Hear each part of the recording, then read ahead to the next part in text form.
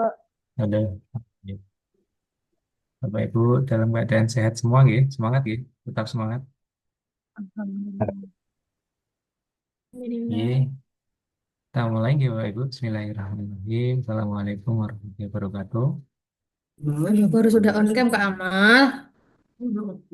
Salatu wassalamu ala Iya, asrofil aku anbiya'i wal mau makan mursalin. ini. Dan kemudian eh, dilanjut oleh doa, nantinya akan dipimpin oleh Ketua Kelompok 3. Nih, untuk memulai pertemuan kita, monggo kami persilakan Bapak Ketua angkatan untuk laporan. Masih, Pak. Duduk siap, gerak. Lapor peserta Latsar CPNS golongan 3 angkatan 60 dengan jumlah peserta 40 orang siap mengikuti pembelajaran. Laporan selesai. Mewakili Bapak Wijaya Iswara, lanjutkan. Siap lanjut.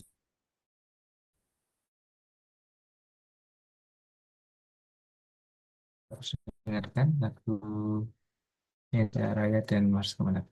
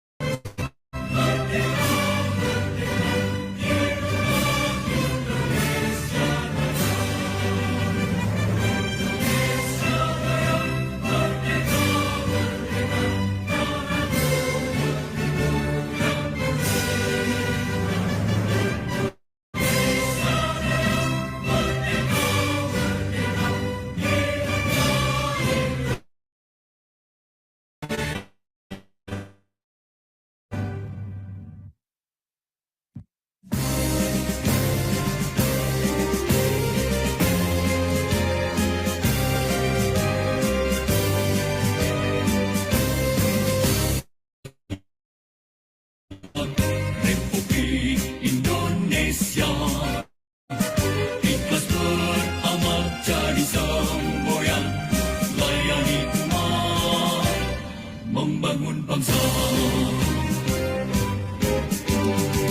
berkhidmat untuk umat dalam keberagaman bersatu padu bergerak dan berkarya wujudkan negeri yang damai.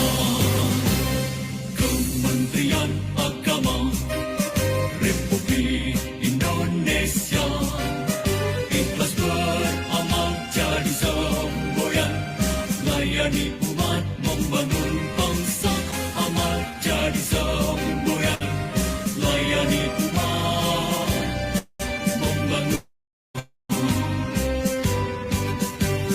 berkhidmat untuk umat dalam keberagaman bersatu padu bergerak dan berkarya wujudkan negeri yang damai. Berkhidmat untuk umat membina, membimbing dan mendidik wujudkan masyarakat taat beragama wujudkan masyarakat sejahtera lahir dan batin. Berkhidmat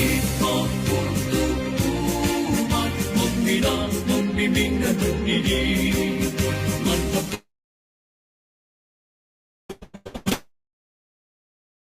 umat beragama, ma'ruf nahi munkar, jalani kehidupan. Hikmat untuk perdamaian, Indonesia Jaya. Hikmat untuk umat, untuk perdamaian, untuk Indonesia Jaya.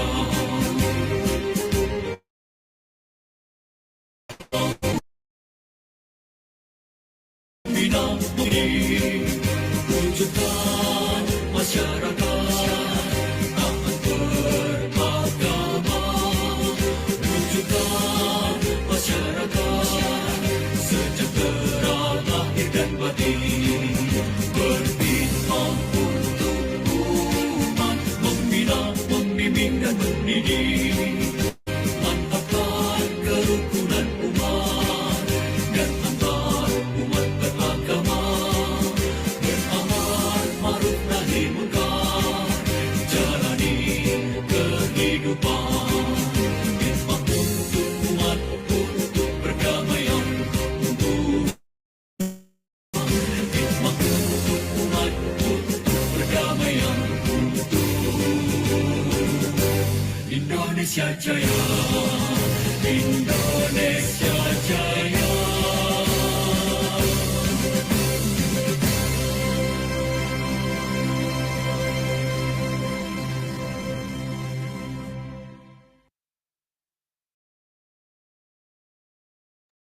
Oke, baik Bapak Ibu, untuk selanjutnya doa yang akan dipimpin oleh Ketua Kelompok 3 kami persilakan. Terima kasih atas waktunya, Pak Wildan. Bismillahirrahmanirrahim. Sebelum kita memulai pembelajaran sinkronus pada hari ini, marilah kita berdoa terlebih dahulu. Semoga senantiasa diberikan kesehatan, kemudahan, dan kelancaran dalam pembelajaran sinkronus pada hari ini. Dan semoga ilmu yang diberikan oleh guru kita atau Widya Iswara dapat bermanfaat. Amin. Doa mulai.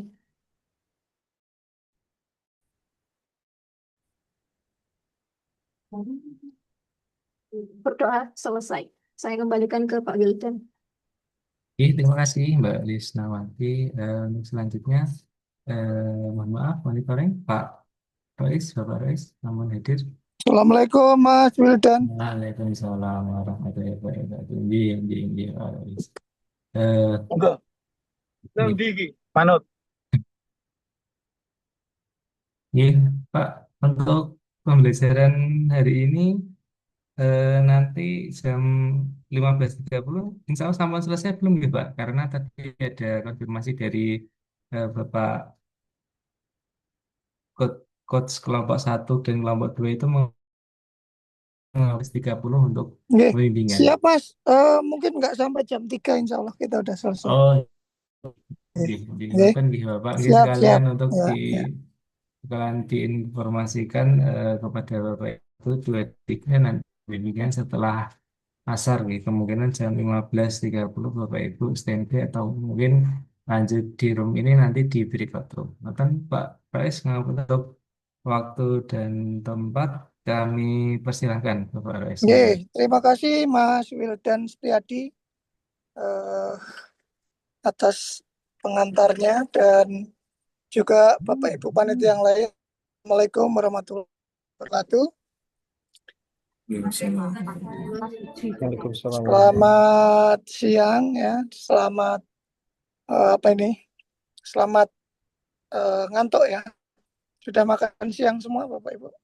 Udah ya. Mudah-mudahan udah ya. Baik, Bapak Ibu, kita lanjut lagi hari ini untuk agenda 3 ya. Agenda 3 ini akan saya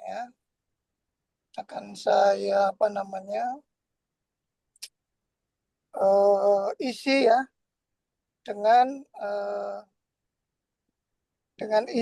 akan saya isi dengan beberapa agenda ya.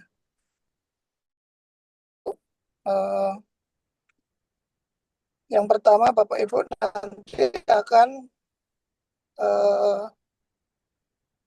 melakukan presentasi dari tugas-tugas yang sudah saya berikan kemarin. Ya, yang sudah saya berikan kemarin dan eh, untuk gilirannya, karena ini tanggal berapa ini ya? Tanggal 20 berapa 24, ini? 24 Bapak. 24 ya. Iya. 24 berarti 4 kurangi 2, 2 ya. Jadi kelompok pertama adalah kelompok 2 nanti yang presentasi. Kemudian setelah kelompok 2 berarti berapa? 2 dikurangi 1 ya. 1 berarti kelompok 1 dan urutan ketiga di kelompok 4 dan urutan terakhir kelompok 3. Gitu nggih. Jadi kelompok yang pertama kelompok 2 yang tentang Smart ASN, kemudian nanti kelompok 1 manajemen dan kelompok 3 manajemen ASN, terakhir yang terakhir kelompok 3 ya. Yang terakhir kelompok 3, kelompok 4 urutan ketiga. Nah, jadi itu nanti urutannya ya Bapak Ibu. Waktunya tidak saya batasi nanti biasanya ya nggak jauh-jauh yang dapat saya sampaikan ya untuk rundown pada hari ini Bapak Ibu ya. Nah, nanti presentasinya bisa dibacakan perwakilan atau bergantian satu demi satu boleh. Nanti juga screen share juga boleh ya. Silahkan dipresentasikan yang baik dan nanti kita akan berikan apa? Kita berikan feedback atau komentar dan juga kalau ada pertanyaan juga boleh nanti. Teman-teman yang lain boleh bertanya, boleh mengkritik ya. Tetapi jangan memarahi gitu. Ya. Iya. Agar efektif kita bisa mulai Bapak Ibu untuk kelompok yang pertama, kelompok 2 ya. Masih di jalan. Bisa dimulai siapa yang akan mewakili kelompok 2?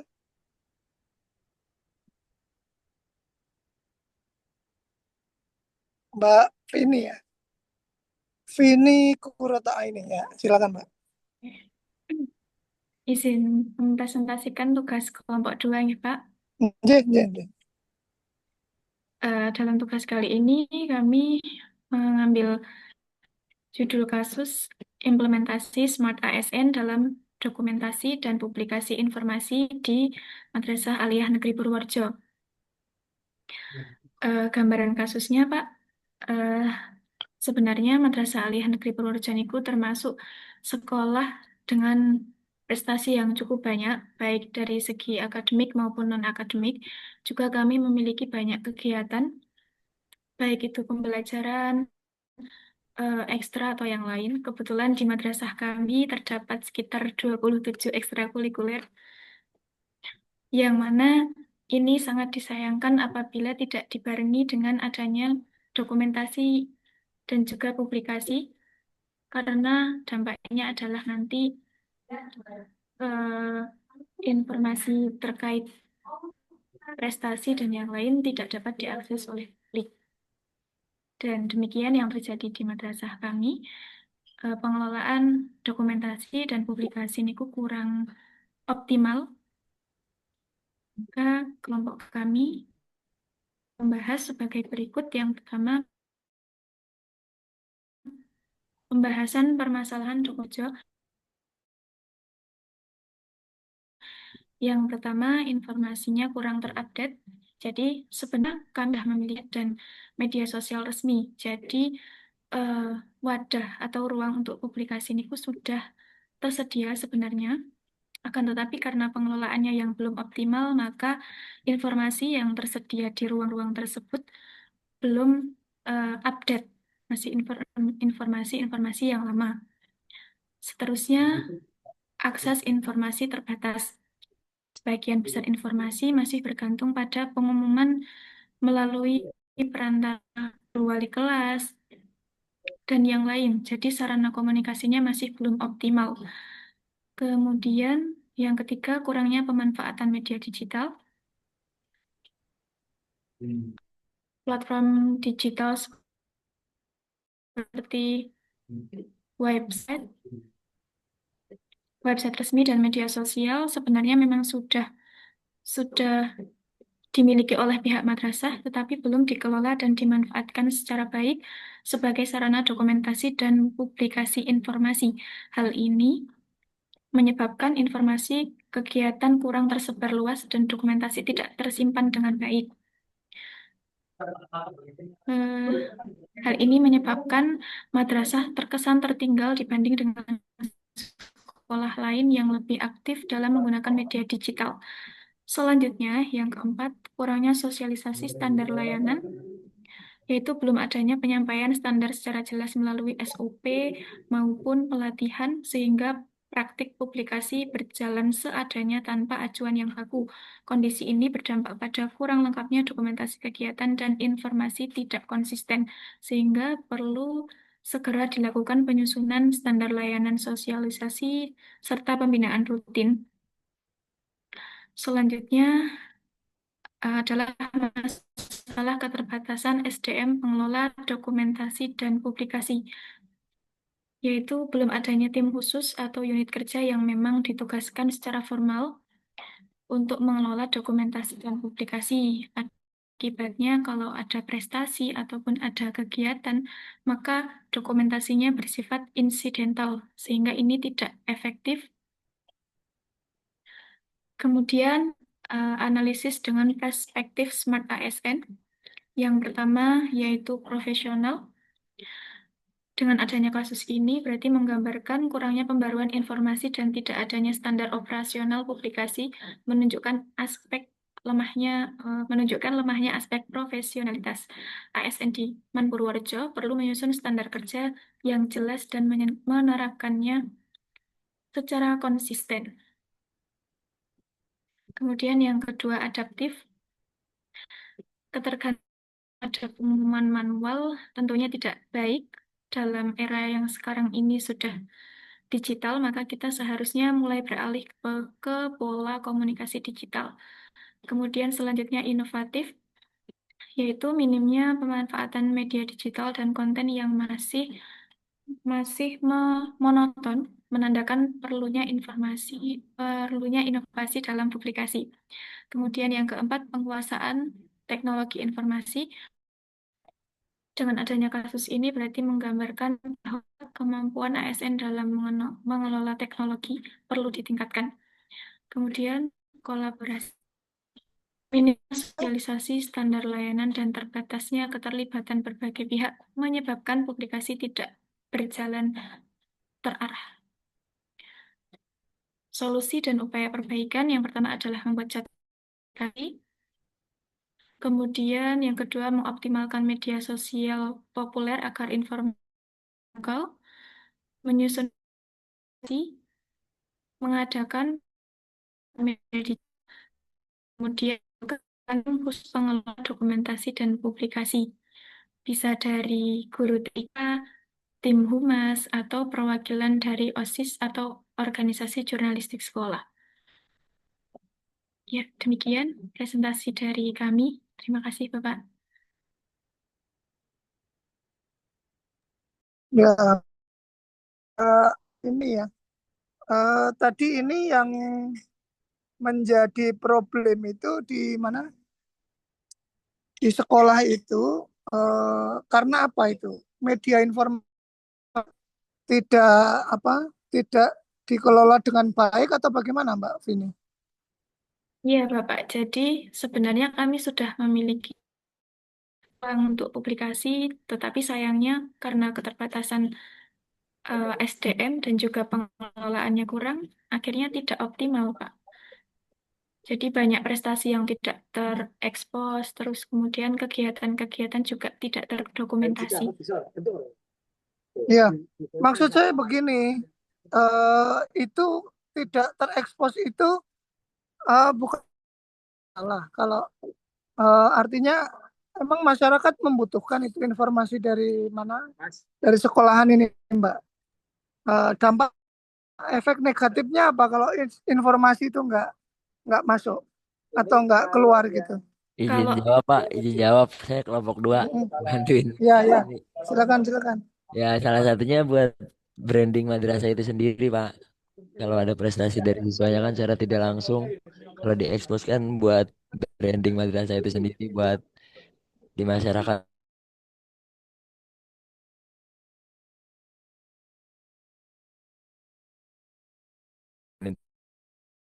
Jadi, Tadi apa namanya? eh, Tidak gitu ya prestasinya gitu. Tentu jauh nggak penting juga Mas. Ya, kan? Oh, penting nggak kira-kira? Menurut saya Penting nggak itu? penting, Pak. Kayak gitu. Selain sebagai branding seperti yang disampaikan oleh, selain itu juga untuk sosialisasi juga kepada wali murid mungkin Pak, seperti misalkan ketika ada program bantuan dari pemerintah, apabila wali murid tidak memahami kan sayang Pak gitu Pak. Jadi siswa seperti itu. Nah, itu bisa dirugikan gitu Pak. Ya, gini, kalau ini mengangkat sebuah isu yang saya harus yang memiliki dampak yang signifikan. Ya, jadi dampaknya itu harus yang signifikan, Mas. Ya, dan yang lainnya juga jangan hanya berpikir dari sisi kita sendiri. Ini kalau nggak kita apa namanya nggak kita upload nanti informasinya nggak bisa menyebar gitu kan. Ya, tapi jangan seperti itu. Tetapi lebih kepada kemanfaatan yang menyangkut khalayak banyak ya. Contohnya kalau PPDB ya, PPDB itu sistemnya eh, tidak bisa diakses dengan baik oleh masyarakat. Nah, itu sebuah masalah yang perlu segera dibenahi gitu ya. Nah, tapi kalau cuma hanya menyangkut kurangnya promosi ya, kurangnya apa? Kurangnya sosialisasi, saya pikir itu masih masalah-masalah yang tingkat kedua dan seterusnya. Masih yang bisa di apa ya? Mungkin bisa ditahan dulu lah atau mungkin bahkan masih bisa di apa? Di pending dulu untuk diselesaikan. Kalau memang nanti ya ini dari madrasah ini ada yang mau mengangkat aktualisasi seperti itu, pengembangan media sosialnya misalnya, itu nggak masalah, tetapi yang jelas harus apa uh, usable ya, artinya benar-benar bermanfaat, dapat digunakan dan memiliki impact bagi masyarakat luas gitu ya, tidak hanya bagi sekolah sendiri. Ya mungkin itu saja yang dapat uh, kelompok berapa ini kelompok 2 ini berikan aplaus ya. Kita berikan aplaus dan luar biasa nanti bisa menjadi apa bahan untuk ide bagaimana merancang aktualisasi. Terima kasih Mas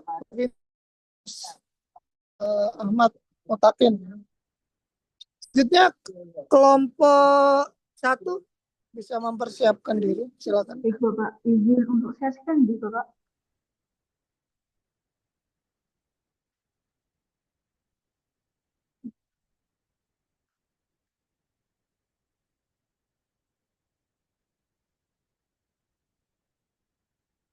Apakah untuk tampilannya sudah terlihat, Bapak?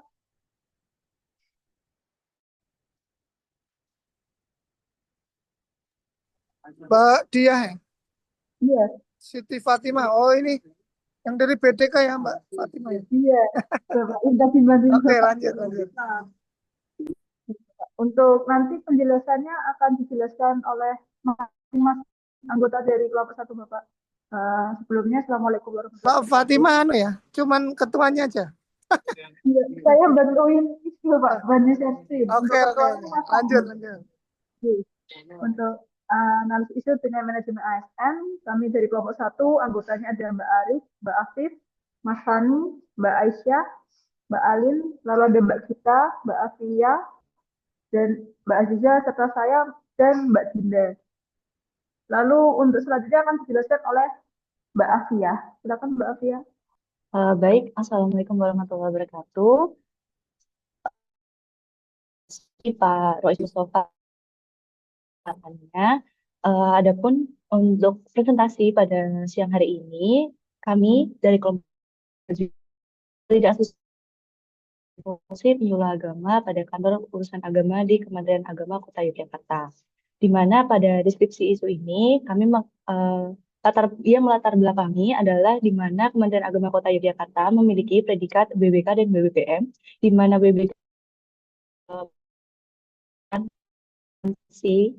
yang dapat berhasil menerapkan reformasi birokrasi untuk mengatasi yang anti korupsi. Jadi dalam rangka pengawasan lapangan, Itjen dari Kemenak RI sempat melakukan uji coba pelayanan dan menyamar sebagai masyarakat yang datang ke kantor urusan agama di salah satu kecamatan di Kota Yogyakarta. Di mana hal ini untuk melihat secara langsung bagaimana kinerja unit layanan, serta bagaimana mereka memberikan pelayanan secara langsung kepada masyarakat tanpa adanya rekayasa situasi. Kemudian berdasarkan hasil pengamatan tersebut, ditemukan suatu catatan penting, di mana seorang penyuluh agama tampak mengerjakan pekerjaan yang bukan merupakan tugas dan fungsinya, di mana pekerjaan tersebut sejatinya itu seharusnya dikerjakan oleh pegawai lain, di mana hal ini jelas menimbulkan masalah karena setiap ASN sudah memiliki rincian tugas, fungsi, serta peran yang diatur dalam ketentuan jabatan masing-masing. Berdasarkan fenomena ini, terdapat ketidakaturan dalam distribusi tugas dan fungsi di lingkungan KUA. Maka dari itu, bisa menyebabkan seorang pegawai ini melaksanakan tugas di luar perannya, dan di sisi lain juga menyebabkan tugas pokoknya ini menjadi terabaikan, Bapak. Kemudian kondisi ini juga menunjukkan bahwa implementasi manajemen ASN, khususnya dalam hal pembagian tugas, pengawasan kinerja, dan penerapan sistem merit belum berjalan secara optimal.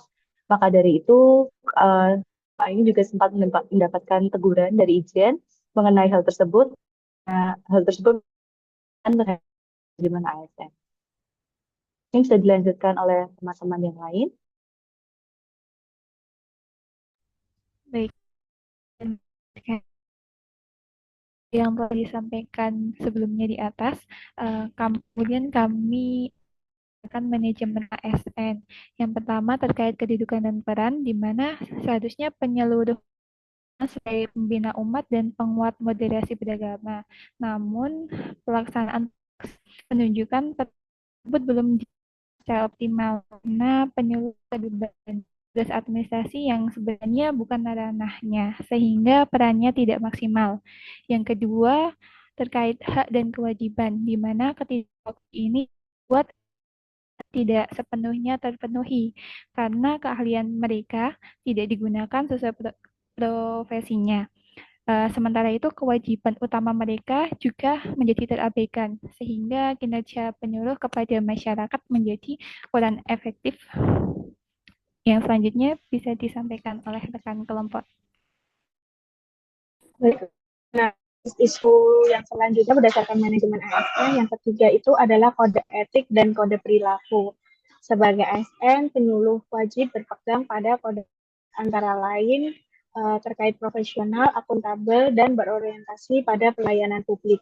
Ketika tugas yang diberikan itu tidak sesuai dengan tupoksinya, maka ada resiko profesionalisme dan akuntabilitas, di mana penyuluh bisa terjebak dalam tidak memberi dampak langsung pada pelayanan masyarakat, sehingga nilai-nilai berakhlak dan kode etik ASN tidak tercermin sepenuhnya. Untuk poin yang keempat, terkait sistem merit ini menuntut penempatan sesuai dengan kompetensi, kualifikasi, serta kinerja. Ketidaksesuaian tupoksi penyuluh menunjukkan sistem merit belum berjalan optimal karena penugasan tidak mempertimbangkan keahlian khusus penyuluh di bidang penyuluhan agama, yang mana berakibat potensi penyuluh tidak dimanfaatkan secara maksimal dan perkembangan karir dari penyuluh itu bisa terhambat serta efektivitas organisasi dapat berkurang. Kemudian dampak yang timbul dari temuan di atas yang pertama, kedudukan dan peran ASN tidak berjalan dengan optimal dikarenakan pegawai tidak menjalankan fungsi sesuai jabatan yang sudah ditetapkan. Kemudian yang kedua, hak dan kewajiban ASN terganggu, di mana terdapat ASN yang kelebihan beban kerja di luar tugas dan fungsinya, sementara ada ASN lain yang justru lalai terhadap kewajiban atas jabatannya. Kemudian hilangnya profesionalisme ASN karena tidak menjalankan tugas sesuai dengan tupoksi. Yang keempat, kode etik dan kode perilaku ASN dilanggar karena terjadi praktik kerja yang tidak sesuai dan berpotensi merugikan pelayanan publik. Kemudian yang terakhir, kompetensi dan jabatan kurang baik. Selanjutnya, pihak yang terkena dampak yaitu individu dari ASN sendiri sebagai penyuluh dan KUA sebagai unit kerja. ASN individu, dampaknya pencapaian kinerja menurun karena dianggap tidak profesional dan tidak optimalnya bekerja karena tidak sesuai kompetensi. Dari KUA, terkena dampak citra dan akuntabilitas dipertaruhkan karena kinerja pegawainya tidak sesuai dan penggunaan sumber daya yang tidak optimal karena pegawainya tidak berada di posisi yang sesuai. Lalu yang juga ada masyarakat, di mana sebagai penerima manfaat layanan, mereka menjadi korban langsung dari buruknya penerapan manajemen ASN. Lalu sehingga dari situ dapat menghilangkan kepercayaan kepada instansi. Lalu yang keempat ada Kementerian Agama secara kelembagaan. Akuntabilitas instansi ini dipertanyakan akibat lemahnya pengawasan dalam pengelolaan ASN. Lalu yang kedua ada reputasi instansi di mata masyarakat menurun akibat pelayanan publik yang tidak tepat sasaran.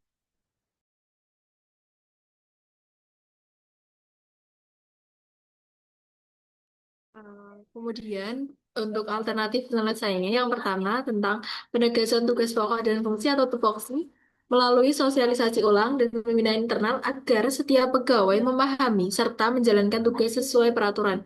Untuk yang kedua, optimalisasi pengawasan dan juga pembinaan. Kepala KUA sebagai pimpinan langsung melakukan kontrol kinerja rutin sesuai mekanisme manajemen kinerja ASN. Untuk yang ketiga, penerapan sistem merit, yaitu menempatkan ASN sesuai kualifikasi, kompetensi, dan kinerja, bukan sekedar berdasarkan ketersediaan tenaga. Untuk yang terakhir, penegakan kode etik ASN, yaitu memberikan teguran atau sanksi disiplin kepada pegawai yang tidak melaksanakan tusi, sebagai bagian dari manajemen ASN berbasis akuntabilitas. Alternatif penyelesaian berikutnya yaitu pengembangan kompetensi ASN melalui pelatihan dan bimbingan teknis agar pegawai semakin paham dalam perannya dan mampu memberikan pelayanan profesional. Selanjutnya, sistem rotasi atau redistribusi tugas. Ini dilakukan jika terjadi kekurangan pegawai. Rotasi ini dilakukan sesuai mekanisme resmi, bukan sekedar dialihkan secara informal. Kemudian penerapan reward dan punishment, memberikan penghargaan bagi pegawai yang disiplin serta sanksi bagi yang melaksanakan tugas sesuai tupoksi. Yang terakhir, forum diskusi internal atau rapat koordinasi rutin. Mengadakan rapat koordinasi rutin untuk menyamakan persepsi tugas fungsi, prioritas tugas, dan alur kerja antar pegawai maupun unit. Selanjutnya yaitu kesimpulan, isu yang terjadi di atas merupakan isu yang sangat penting untuk segera diatasi. Hal ini dikarenakan sebagai seorang ASN hendaknya selalu mengimplementasikan nilai dasar berakhlak. Selain itu, penerapan manajemen ASN dengan profesi masing-masing. Apabila seseorang ASN tidak mengintegrasikan nilai dasar berakhlak dan manajemen ASN dengan baik dan bijak, akan membawa dampak negatif bagi individu, masyarakat, maupun instansi yang bersangkutan, seperti kurang puasnya masyarakat terhadap kinerja ASN, serta memperburuk penilaian masyarakat terhadap instansi pemerintahan. Isu ini menjadi bukti bahwa manajemen ASN belum terlaksana dengan baik, sehingga diperlukan penerapan sistem merit agar pegawai dapat menjalankan tugas dan fungsinya sesuai dengan jabatan yang ia emban untuk mendukung kinerja yang lebih baik dan pelayanan publik yang Baik, terima kasih kelompok ya. Dan tadi disampaikan bahwa di Kemenak Kota Jogja ini sudah WBPM ya? Sudah atau belum? Sudah Bapak, BBK dan Sudah. BBBM Pak. Sampun, WBPM sudah ya? sampun Bapak. Ya, tapi kok masih terjadi ya ternyata pelaksanaan tugas dari KUA ini eh, apa namanya dari penyuluh ini tidak sesuai dengan tusi atau tupoksinya gitu. Memang ada Dan dia dua hal nih Bapak Ibu ya yang perlu diupdate nih. Ini cukup krusial khususnya bagi Bapak Ibu analis hukum ya atau analis perancang analis peraturan perundang-undangan ini bisa dikaji. Termasuk yang analis kepegawaian atau analis SDM ya. Tolong saya dikoreksi atau kalau ada informasi ini saya dibantu. Yang pertama sesuai dengan PMA terbaru tentang KUA ya. KUA itu sudah tidak di bawah Kementerian Agama kota atau kabupaten ya. Cek KUA UPT UPT. Nah, UPT itu di situ kedudukannya dia bertanggung jawabnya kepada Dirjen ya. Dalam hal ini Dirjen Bimas Islam yang itu di bawah dari Direktorat Pembinaan KUA, Bina KUA. Nah, cuman saya belum tahu apakah dari KUA ini link ke Kemenak kabupaten atau kota. Ini yang saya belum tahu ya. Karena ini PMA ini ditandatangani Oktober 2024, jadi masih berlaku Bapak Ibu ya, masih berlaku. Nah, ini sebenarnya udah say goodbye kepada kasih BIM kau kali ini udah nggak ada urusannya ya. Coba cek silahkan PMA KUA ya sebagai UPT.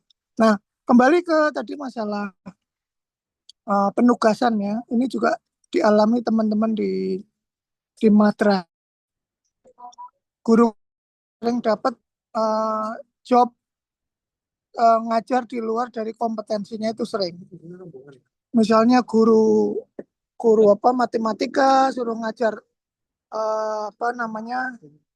matematika suruh ngajar fisika mungkin ya, atau suruh ngajar TIK gitu kan, nyambi ya. Karena kekurangan personil katanya. Alasannya kekurangan SDM. Ini beberapa saya kalau masalah seperti ini adalah masalah dari manajemen ya. Dari level manajerialnya itu kurang pas. Ya. Kurang pas karena apa? Terlepas dari itu tadi penyuluh itu terus dia bergerak sendiri melaksanakan tugas semau sendiri itu lain lagi. Tapi kan ada penugasan ya. Dan dari itu kan ada. Jadi seorang leader pimpinan itu ya dia yang mengendalikan memang. Kalau sampai ada seorang pimpinan yang terus dari sebuah perbuatan itu dia mengelak, berarti itu dia tidak memiliki yang namanya responsibility, ya, tidak memiliki tanggung jawab. Karena pasti kita kan ada ada strukturnya, ya, udah jelas.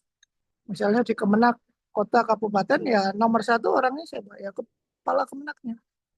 Baru nanti di level bawahnya ada Kasubag TU, ada Kasih ya. Baru ke staf-stafnya, terus jabatan fungsional juga. Tapi penanggung jawab penuh itu manajerial di top manajemennya di kepala Kemenak gitu. Nah, kalau sampai ada pembagian tugas yang tidak sesuai dengan tupoksi ya, itu harus diselidiki mulai dari penugasan tadi. Ya. Saya sewaktu dulu menjabat Kasubag TU ya, dan waktu saya di struktural itu setiap pegawai di mejanya itu saya printkan job desk-nya. Misalnya Mbak Fatimah, Prakom, ahli pertama. Job desk-nya saya suruh ngetik sendiri terus di print. Kalau perlu dilaminating ya, ditempelkan di samping meja kerjanya. Ini loh kerjaan kamu itu ini. Itu kalau di swasta sudah terbiasa ya seperti itu. Jadi bagaimana terbiasa dengan SOP, bagaimana terbiasa dengan kok dia itu kerja tiap hari itu nggak ngelambian. Ada target yang harus dipenuhi tiap hari. Nah, jadi tadi patut disinyalir dari sisi manajemen dulu gitu ya. Nah, si manajemen dulu. Nah, ini tadi informasi tambahannya Mbak siapa yang ini penyuluh ini apakah dia itu untuk dia bergerak sendiri atau bagaimana tadi penjelasannya? Kan Bapak izin menjawab. Untuk itu sebenarnya apa yang penyuluh itu lakukan itu tidak dijelaskan secara detail Bapak. Cuma itu dari kabar yang saya dapat itu cuman kayak sesimpel misal ada meja rusak dia yang benerin, terus ada misal bola lampu mati dia yang benerin begitu, terus tahu apa kejadian yang sebenarnya dilihat oleh itu. Namun dari yang saya dengar itu nggak apa.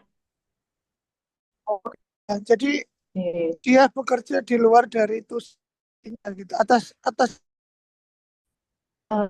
untuk kemauan sendiri atau tidak itu saya juga cenderung belum tahu Bapak. Itulah tadi makanya pentingnya kita melakukan tabayun juga ya, melihat bagaimana ya itu tadi keterkaitan tetap dengan pimpinannya, nggak bisa terus dia disalahkan sendiri itu kalau dirunut ya secara teori kepegawaian itu tetap harus dilihat pimpinannya juga ya minimal yakinnya gitu. Tapi ya kalau dalam hal ini karena dia di bawah kepala, ya kepalanya gitu kan.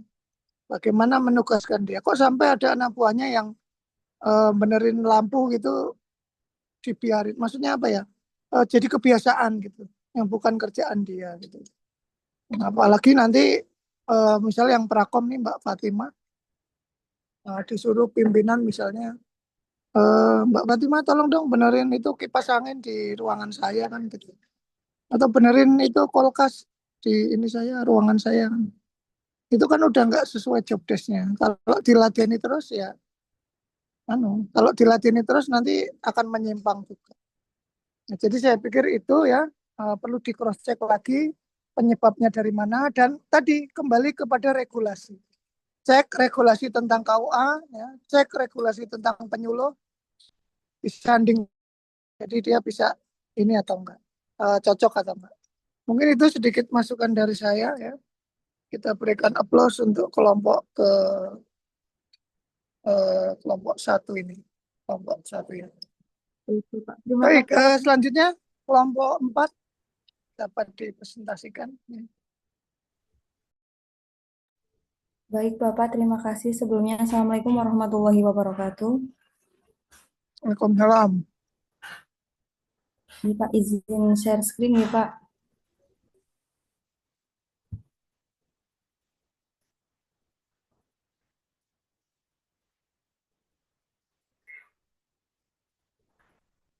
Apakah sudah terlihat jelas untuk share screen-nya? Masih ya? Masih muter ya? Udah. Oh, baik Bapak, saya Risma nanti di sini izin untuk mengawali presentasi dari untuk tugas kelompok identifikasi dan deskripsi isu mengenai implementasi Smart ASN. Jadi untuk Smart ASN dan juga platform digital yang bertujuan untuk aparatur sipil negara ASN yang memiliki kompetensi digital, berintegritas tinggi, adaptif, dan juga mampu memberikan pelayanan publik yang berkualitas di era serba teknologi. Pada smart pertama adalah digital skill, yang ketiga digital etik, dan yang keempat digital safety. Walaupun transformasi digital terus berjalan, akan tetapi masih terdapat isu-isu yang harus diselesaikan dengan 4 pilar tersebut. Di sini kami kelompok 4 mengambil isu tentang rendahnya motivasi belajar siswa karena kurangnya penerapan pembelajaran bervariasi di dijelaskan oleh Mbak Sri Murni. Saya persilahkan. Maaf Mbak, jadinya saya menjelaskan deskripsi isu. Izin melanjutkan. Jadi, proses pembelajaran. Tanpa motivasi, kegiatan belajar akan terasa seperti kewajiban yang membosankan. Sedangkan dengan motivasi, belajar menjadi sebuah petualangan yang menyenangkan dan bermakna. Namun, pada praktiknya pembelajaran di MTS 4 Brebes, motivasi belajar siswa cenderung rendah. Hal ini dapat dilihat dari kebiasaan siswa yang telat masuk kelas, tidak menyimak saat proses pembelajaran, banyaknya dan banyak pembelajaran. Rendahnya motivasi ini dapat dipicu karena kurangnya penerapan pembelajaran yang baik. Guru menggunakan konvensional, ceramah, dan pemberian tugas. Sisi ini membuat pembelajaran terasa monoton, membosankan, dan tidak menarik perhatian siswa. Ketika siswa tidak menemukan keterkaitan atau keingintahuan dalam materi yang disampaikan, motivasi mereka untuk mengeksplor dan memahami materi akan menurun drastis. Ini bukan hanya siswa, tetapi juga sebagai tanda bahwa siswa lebih efektif dan setiap siswa memiliki gaya belajar yang berbeda-beda, yakni visual, auditory, ataupun kinestetik. Kurangnya variasi dalam metode pengajaran seperti penggunaan media interaktif, diskusi, atau proyek kelompok membuat sebagian besar siswa merasa kurang diperhatikan dalam proses belajar. Oleh karena itu, isu ini menjadi krusial untuk segera diatasi demi meningkatkan pembelajaran yang mampu menggugah motivasi belajar siswa. Selanjutnya, silahkan teman-teman yang lain.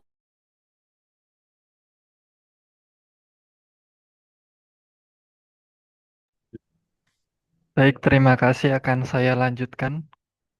Yang kedua adalah strategi pemecahan isu. Yang pertama adalah digital skill. Minimnya variasi dalam metode pembelajaran membuat guru cenderung menggunakan cara konvensional, sementara siswa sehari-hari sudah akrab dengan dunia digital. Ketidaksesuaian ini membuat siswa merasa pembelajaran tidak menarik dan kurang relevan dengan kehidupan mereka. Untuk mengatasi hal tersebut, penerapan digital skill dapat menjadi solusi. Digital skill mencakup kemampuan menggunakan perangkat, aplikasi, dan media digital untuk mendukung kegiatan belajar. Dengan membekali siswa keterampilan digital, pembelajaran dapat dikemas lebih kreatif, interaktif, dan variatif, sehingga mendorong motivasi belajar yang lebih tinggi. Penerapan digital skill dapat dilakukan melalui pelatihan sederhana, misalnya cara membuat interaktif, mengolah data, mengaplikasi, hingga membuat konten edukasi berupa video atau infografis. Guru juga dapat memanfaatkan berbagai platform seperti Google Workspace, Canva, atau kuis interaktif untuk melibatkan siswa secara langsung.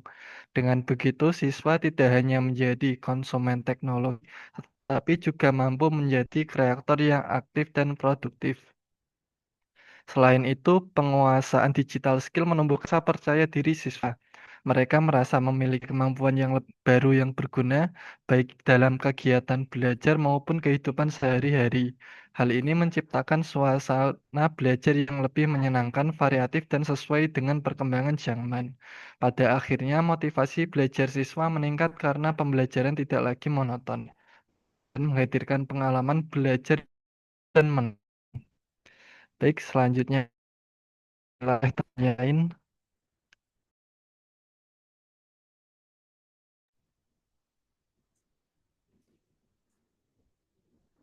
Baik, mohon izin melanjutkan. Yang kedua, kemudian ada digital culture. Digital culture berarti membangun kebiasaan positif dalam menggunakan teknologi sebagai bagian dari program. Dengan menumbuhkan budaya digital di sekolah, siswa terbiasa memanfaatkan perangkat dan aplikasi bukan hanya untuk hiburan, tapi juga sebagai sarana belajar yang kreatif, kolaboratif, dan menyenangkan. Digital culture dapat diwujudkan melalui pembiasaan penggunaan platform pembelajaran daring, kegiatan kolaborasi berbasis teknologi, serta terintegrasi media digital interaktif dalam setiap mata pelajaran. Misalnya, guru membiasakan siswa mengerjakan tugas melalui Google Classroom, membuat proyek kelompok, kemudian menggunakan Canva atau Padlet, serta mengikuti kuis interaktif dengan Kahoot atau Whiteground. Dengan demikian, pembelajaran menjadi lebih bervariasi dan sesuai dengan perkembangan zaman.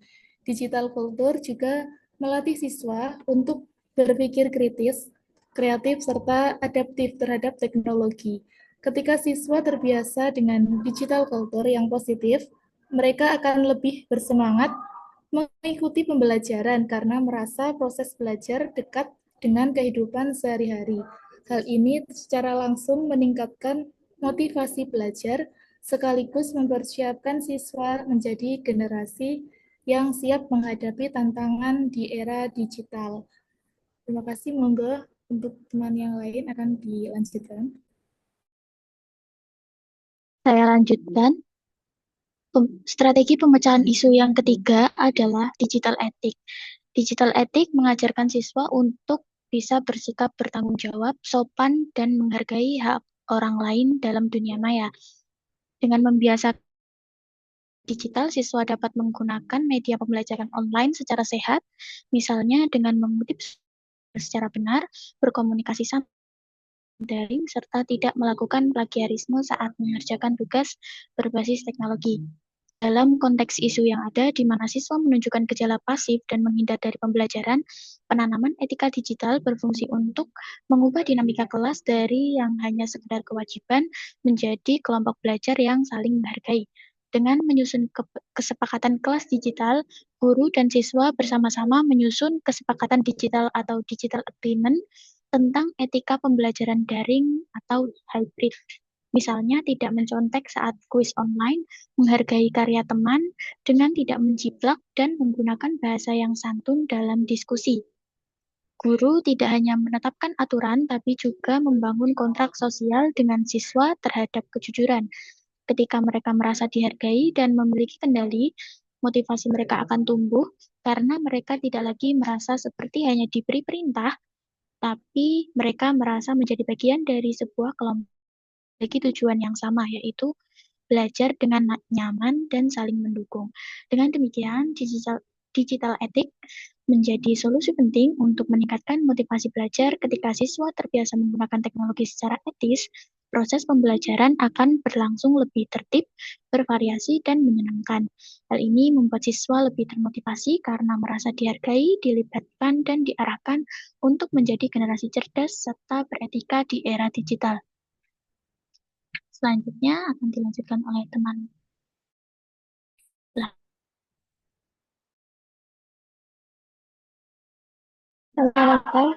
Selanjutnya, strategi digital safety.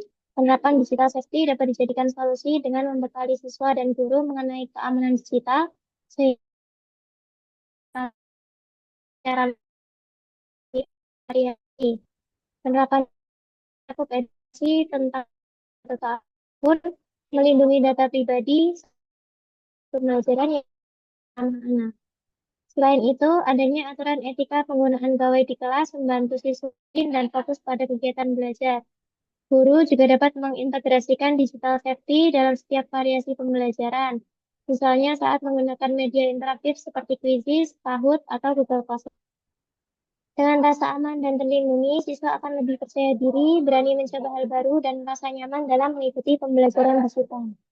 Dengan demikian, penerapan digital safety bukan hanya melindungi siswa dari risiko dunia maya, tetapi juga menjadi landasan penting untuk menghadirkan pembelajaran yang lebih bervariasi dan menyenangkan. Dampaknya, motivasi mereka merasa pembelajaran lebih relevan dengan kehidupan sehari-hari, serta sesuai dengan perkembangan teknologi. Sekian presentasi dari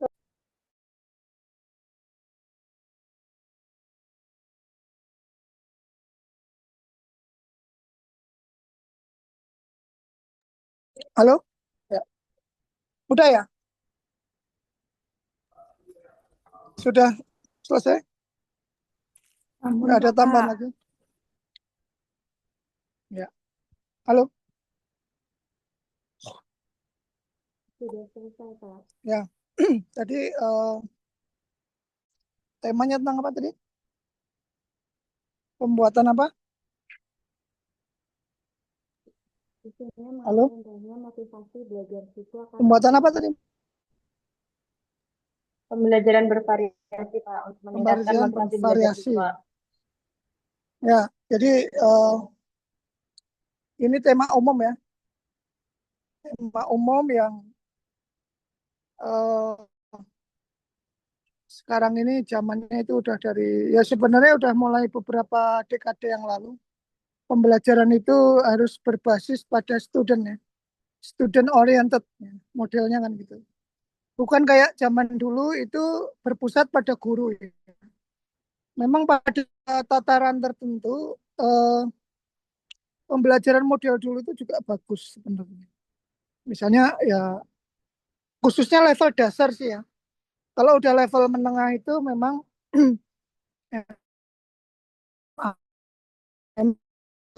interaksi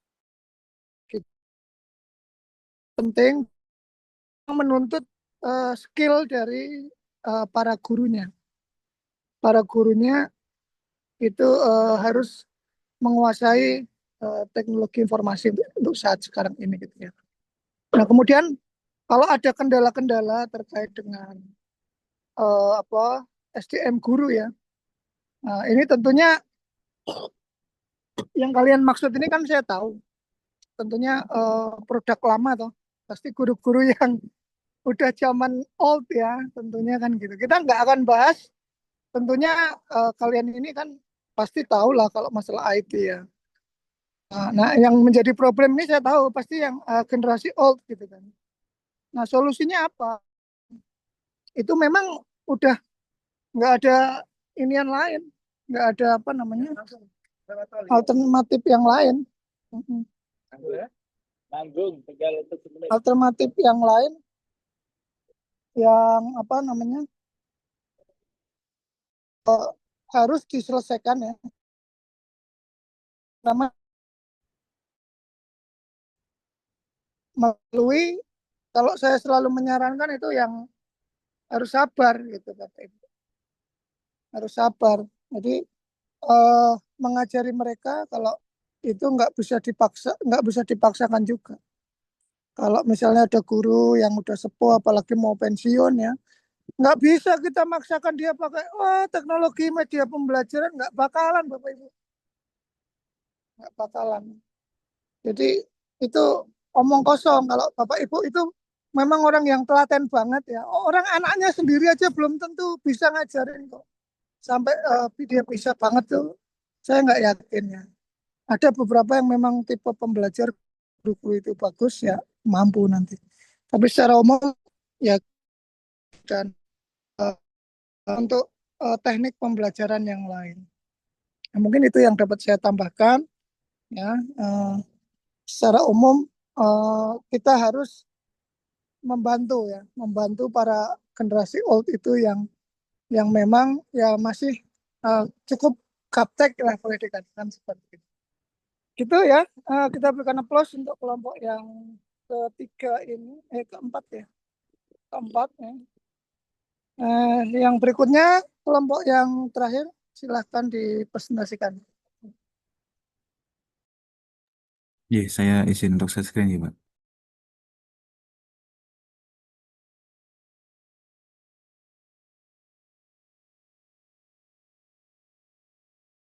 Baik, mohon konfirmasinya apakah sudah muncul di layar Rois dan teman-teman?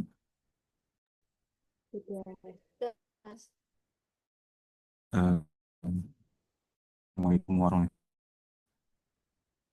wabarakatuh. Selamat siang, Pak Rois dan teman-teman, termasuk Pak Wildan dan panitia lainnya. Di sini saya Morgan Beruntuko. Saya hanya akan menjadi operator, saya screen share atau share screen, yang mana nanti akan diambil alih oleh Mas Zaki sebagai penyampai atau presenter utama dalam kesempatan presentasi pada siang hari ini untuk dari dari kelompok 3. Di sini sebelum saya memberikan waktunya pada Mas Zaki, izinkan saya untuk menyampaikan bahwa Judul analisis isu yang kami ambil yaitu pelanggaran akuntabilitas dalam manajemen ASN, studi kasus penyalahgunaan akun absensi di Madrasah Negeri di Wonogiri. Oke, untuk anggota kelompok 3, di sini ada 10 orang, sama yang dimulai dari Mbak Husnul, Mbak Disnawati, Mbak Marwa, Mas Maul, saya sendiri, kemudian Mbak Maulina, kemudian ada Mas Agri, kemudian Mas Muiz, Mas Noval, dan Mbak Nurul Afifah. Oke, untuk awalan seperti itu. Untuk kemudian selanjutnya saya berikan pada Mas Zaki. Monggo Mas Zaki. Baik, terima kasih atas waktunya. Bismillahirrahmanirrahim. Assalamualaikum warahmatullahi wabarakatuh. Untuk pendahuluan, 3 untuk mengangkat terkait dengan isu penyalahgunaan absensi atau akun pusaka yang kita tahu kalau di Kemenak menggunakan akun pusaka dikarenakan adanya sebuah perilaku menyimpang yang ditemukan ketika kami di Kabupaten Wonogiri di unit kepegawaian itu melakukan moneh atau monitoring dan evaluasi di salah satu madrasah di Wonogiri. Di sana ternyata ketika saya lihat di jam-jam krusial, jam-jam 1, jam 2 itu ternyata tidak ada guru sama sekali di tempatnya.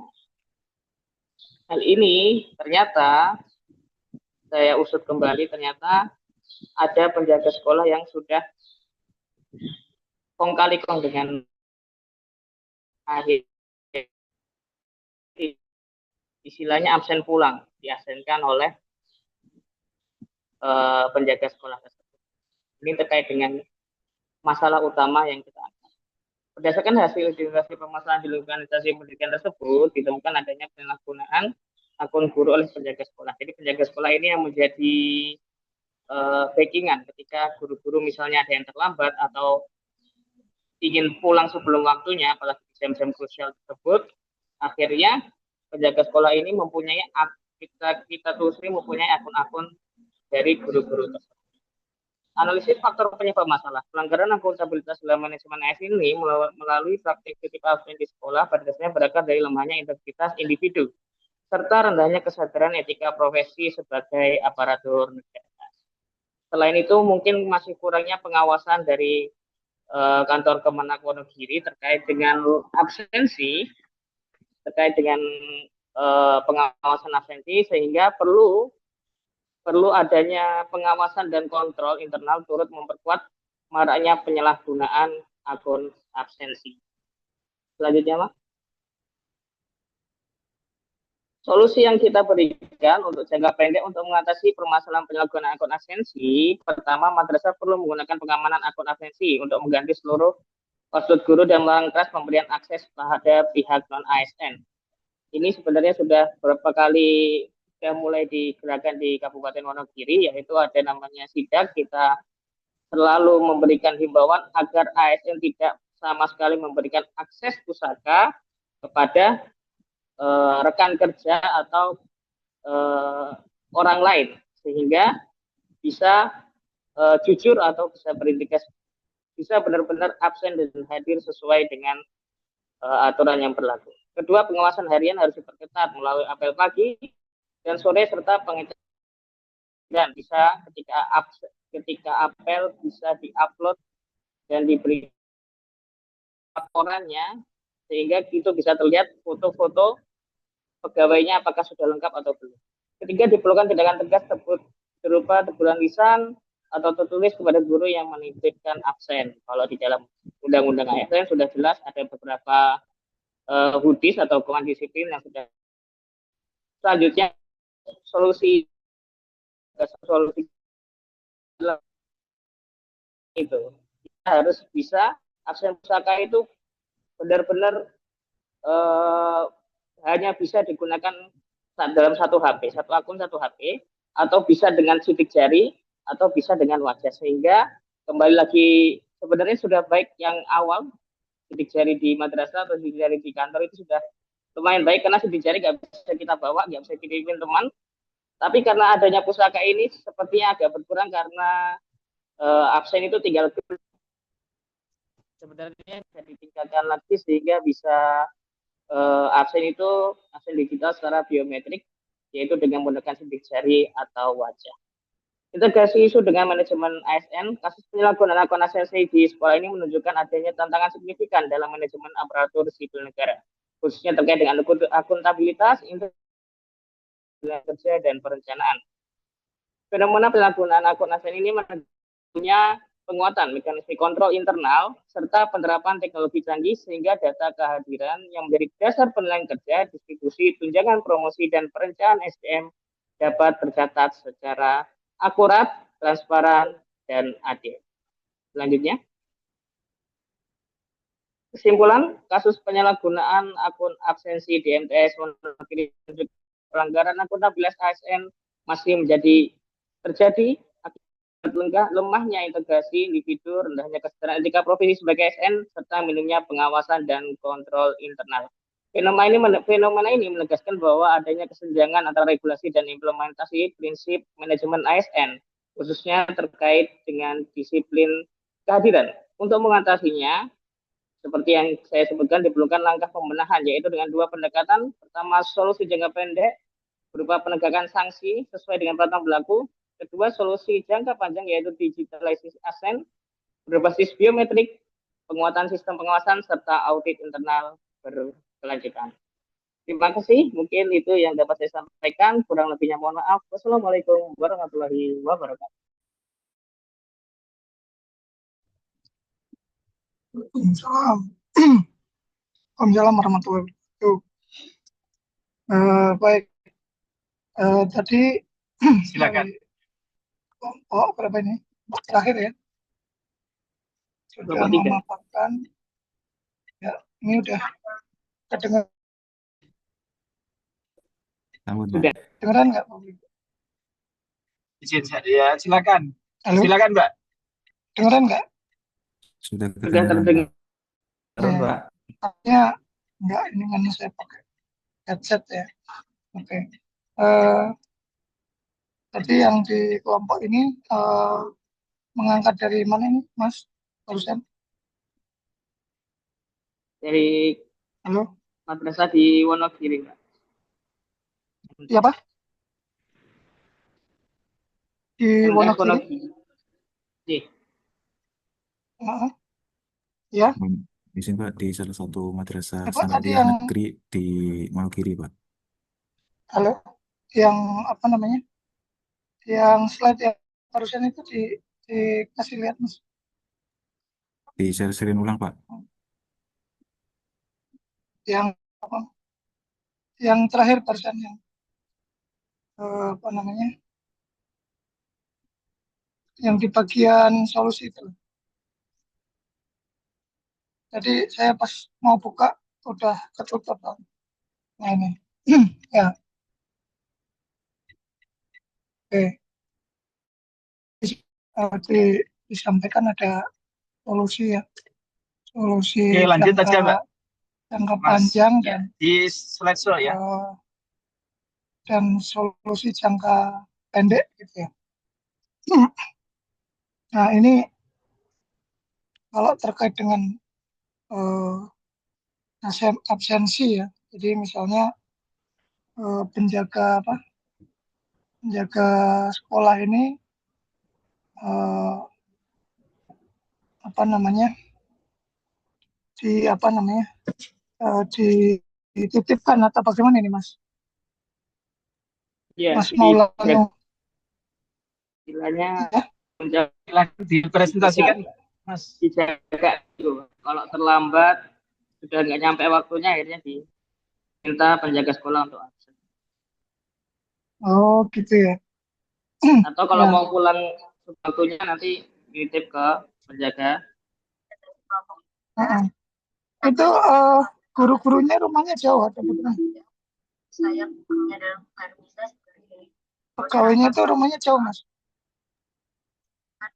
Kalau rata-rata ada yang jauh, ada yang berbeda-beda, Pak. Ada yang jauh, ada yang dekat doang. Kalau yang dekat kayaknya Oke, ya. Ya, intinya ini terkait absensi atau presensi kehadiran. Nah, kalau kita bicara kinerja, sebenarnya hal seperti ini sudah ditinggalkan jauh-jauh, Bapak Ibu yang karena kalau kita bicara kinerja itu kedepannya juga BKN ini sudah tidak akan memperhitungkan paling utama itu dari sisi kehadiran, ya. Jadi nanti akan dibikin model kinerja itu dari pendekatan target, pendekatannya target. Nah, dan nanti namanya FWA, Flexible Working Arrangement. Jadi pekerja itu nanti akan cenderung fleksibel dimanapun ada. Nah, jadi yang gini-gini ini nanti akan segera ditinggalkan. Prinsipnya itu orang bisa nggak masuk atau nggak ngantor gitu kan, tetapi nanti target dari pekerjaan itu adalah tercapai. Gitu ya. Tapi kalau terkait dengan guru, ya, guru ini dia kan ada tugasnya kalau pagi, misalnya pembiasaan sebagai guru piket, nah, karena dia terikat dengan itu. Nah, jadi sebenarnya yang perlu diatur itu paling fundamental adalah penugasan tadi itu. Ada penugasan dan ada reward and punishment. Gitu. Kalau yang sudah menerapkan FWA itu kalau kinerjanya tidak tercapai, dia tunjangan itu dipotong. Ya, bukan karena terlambat absennya, enggak. Terlambat absensi dipotong bukan. Jadi yang sekarang ini terjadi di Kemenak ini memang namanya adalah bukan tunjangan kinerja, tetapi tunjangan kehadiran. Ini sebenarnya kritik ya bagi kita bersama. Karena kita dipotong itu dari apa? Dari terlambat atau nggak masuk sekarang. Tapi kalau kinerja kita nggak nyampe target, nggak diapa-apain. Ya. Ibu coba sampai kantor nonton YouTube dari jam 8 pagi sampai jam 12 siang pun nggak masalah. Yang penting udah absen, gitu ya. Nah, memang ini diperlukan cara pandang yang lebih luas. Namanya tunjangan kinerja itu ya harusnya proses kinerja, bukan tunjangan kehadiran. Nanti Bapak Ibu bisa mempelajari lebih lanjut terkait masalah-masalah ini, kedisiplinan dalam jangka pendek ini ya bisa dikasih pembinaan. Karena kadang-kadang guru itu tidak bisa, Bapak Ibu. Guru itu kadang ada problem tertentu ya. Maksudnya gini, dulu saya sempat kunjungan ke Blora, yang dari Blora. Di sana dulu saya ketemu kepala Kemenaknya, gitu kan. Terus ketemu pengawas, itu guru itu ternyata ada masalah di rumah, jadi dia datangnya suka terlambat. Artinya suka ada sesuatu yang kita nggak tahu. Pernah lihat ya kemarin videonya yang ya, video apa yang di Thailand apa di Cina ya, yang anak berangkat sekolah itu berangkat sekolah kan terlambat, terus itu anak cewek perempuan ya, anak SD lah misalnya. Itu tiap sampai sekolah guru itu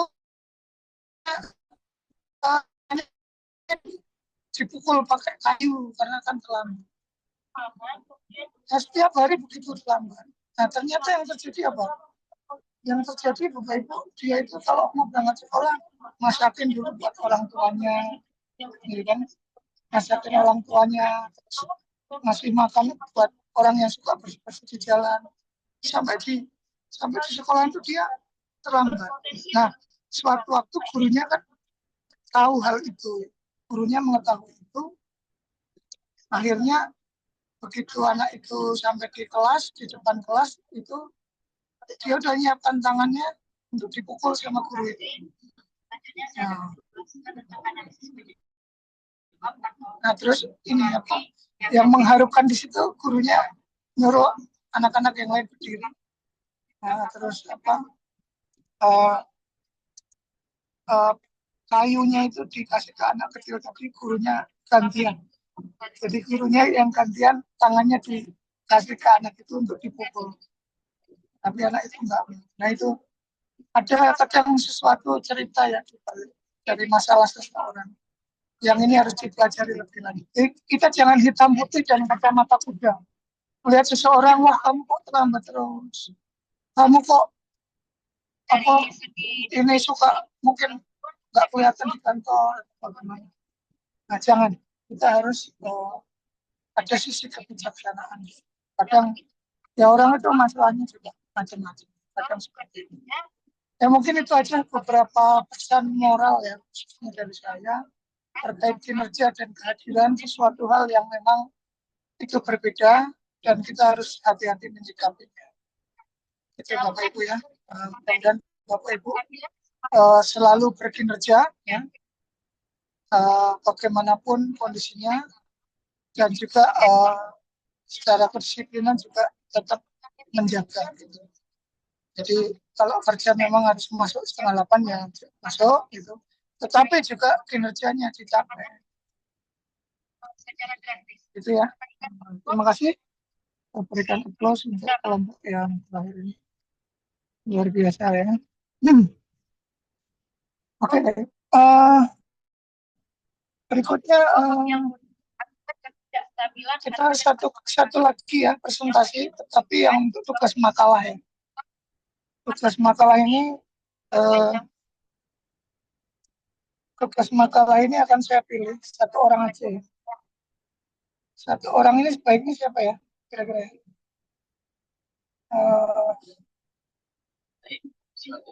Ada yang ini nggak?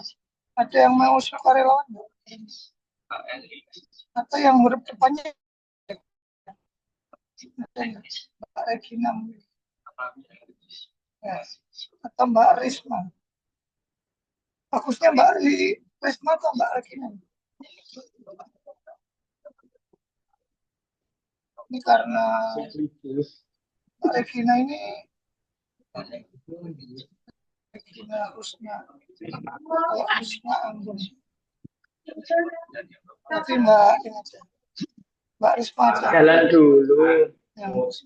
Makalahnya ya Mbak ya. Jalan dulu.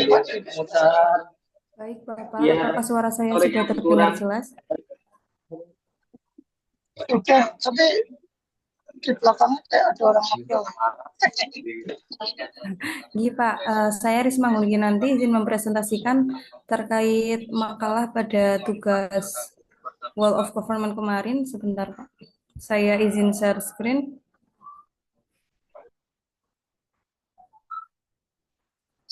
Ya,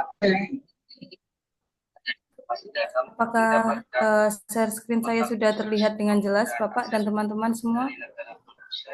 Sedang proses Mbak, masih muter. Masih muter ya Mbak? Sekarang sudah. Ini udah.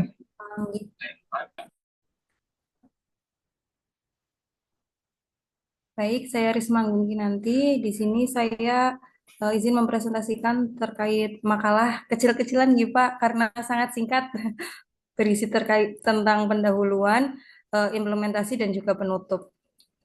Baik, sebelumnya saya dari jabatan atau formasi analis anggaran. Di sini untuk yang pertama adalah pendahuluan. Jadi Wall of Government adalah pendekatan kolaboratif yang mengedepankan sinergi antar institusi pemerintah untuk merespon tantangan publik secara berbeda dengan praktik sektoral yang bekerja dalam batasan tugas masing-masing. WOG mendorong integrasi kebijakan, data, dan sumber daya dari berbagai kementerian, lembaga, maupun pemerintah daerah. Konsep Wall of Government muncul sebagai pendekatan terpadu untuk memastikan seluruh elemen pemerintah bekerja secara sinergis dalam mencapai tujuan bersama.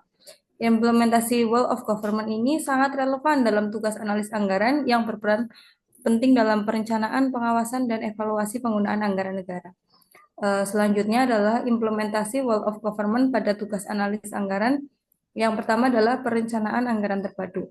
Dalam Wall of Government, analis anggaran harus melakukan koordinasi dengan berbagai kementerian dan untuk menyusun nasional secara lanjut. Yang kedua yaitu implementasi pengawasan dan evaluasi kolaboratif. Implementasi Wall of Government mengharuskan analis anggaran berkolaborasi ya, lintas unit untuk melakukan kerja secara komprehensif sehingga meminimalisasi duplikasi dan pemborosan. Yang ketiga adalah pemanfaatan data dan informasi terpadu. Wall of Government mendorong pemanfaatan sistem informasi manajemen anggaran yang terintegrasi untuk memberikan gambaran menyeluruh dan real time, sehingga analis anggaran dapat mengambil keputusan berdasarkan data yang valid dan akurat. Lanjut penutup, implementasi Wall of Government pada tugas analis anggaran merupakan langkah strategis untuk meningkatkan kualitas perencanaan, pengawasan, dan evaluasi anggaran pemerintah secara menyeluruh dan terintegrasi.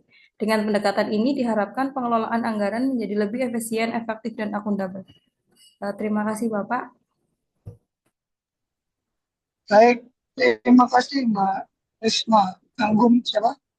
Risma Anggum. Risma Kinanti, Pak. Silakan dimulai, Mbak. Silakan ya. Mulai, Mbak. Ini Pak, singkatannya apa?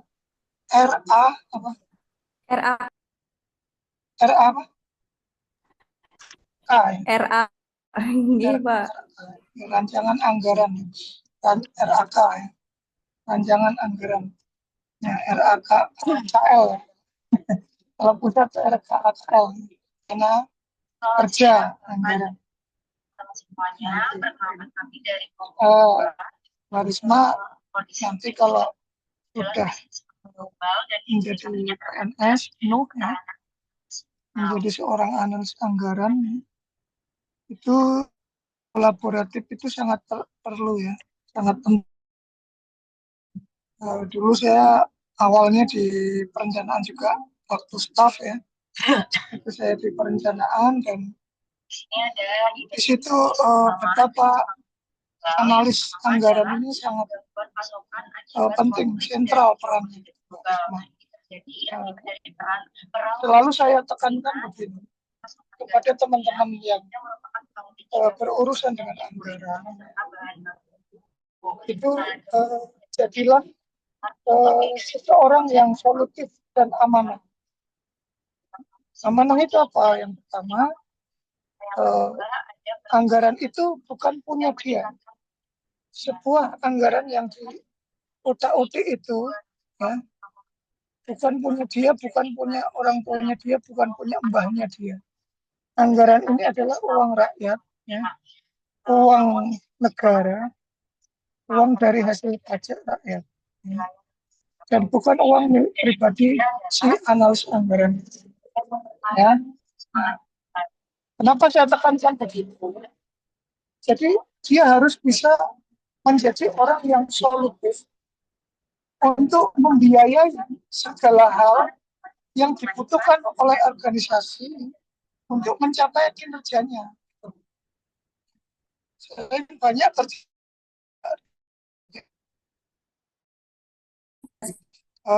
dengan dalih berdasarkan peraturan ini, berdasarkan SPN, berdasarkan peraturan ONO dan ini dan itu, ini Anda tidak bisa dibayarkan. Misalnya, ya, dulu saya prinsip begini, waktu saya menjabat, apapun yang bisa dibiayai negara, kalau memang itu dia pekerja untuk negara, saya harus bayar.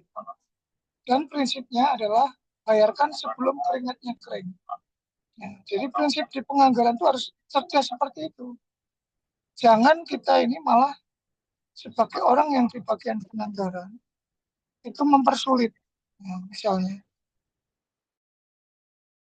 orang sudah jelas keluar duit pribadi dulu, sampai saatnya untuk dicairkan ternyata tidak tersedia di anggaran, belum direvisi misalnya.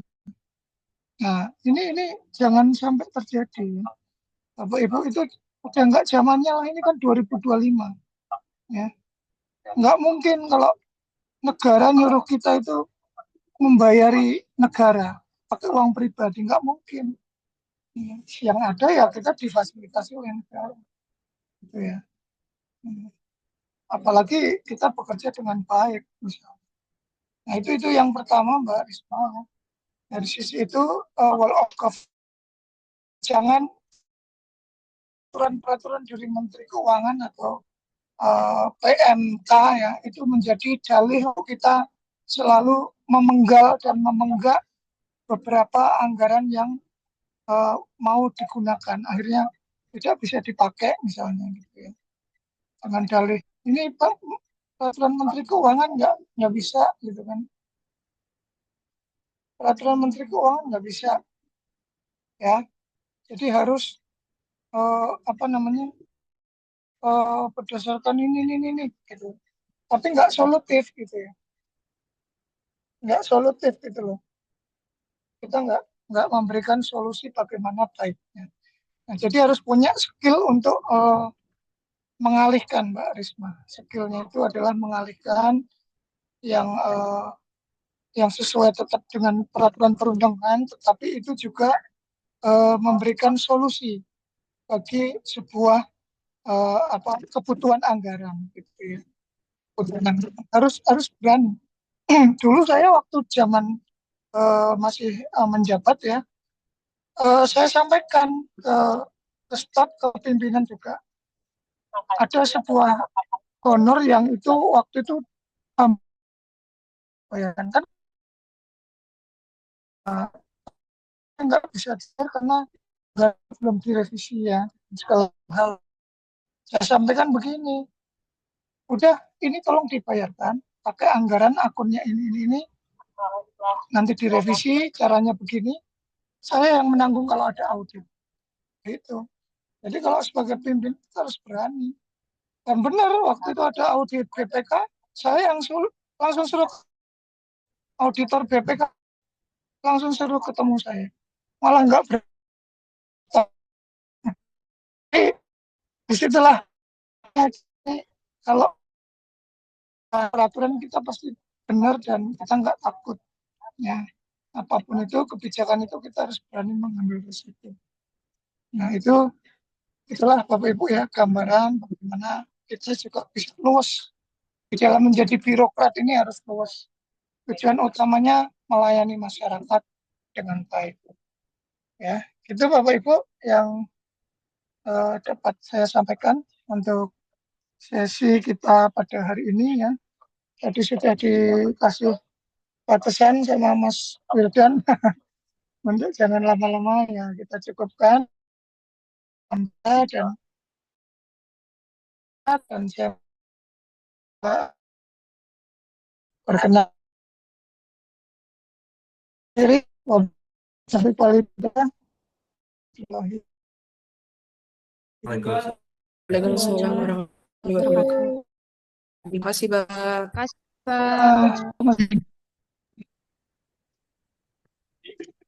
Ya, Pak Rois, terima kasih untuk materi pada siang hari ini. Ya, Bapak Ibu, angkatan 60 untuk agenda selanjutnya seperti yang sudah diinfo di grup ya, berarti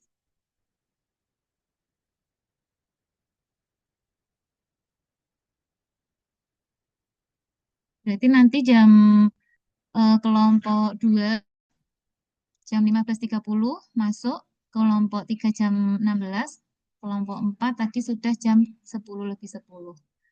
Oke, baik, untuk pertemuan kita pada sore hari ini, Bapak Ibu bisa istirahat dulu. Nanti untuk pembimbingan, silakan masuk sesuai dengan waktu yang telah ditentukan dan mohon hadir 10 menit sebelum pelaksanaan pembimbingan. Oke, gitu ya, mungkin dari Mas Wildan atau Mbak Afi ada yang ingin disampaikan?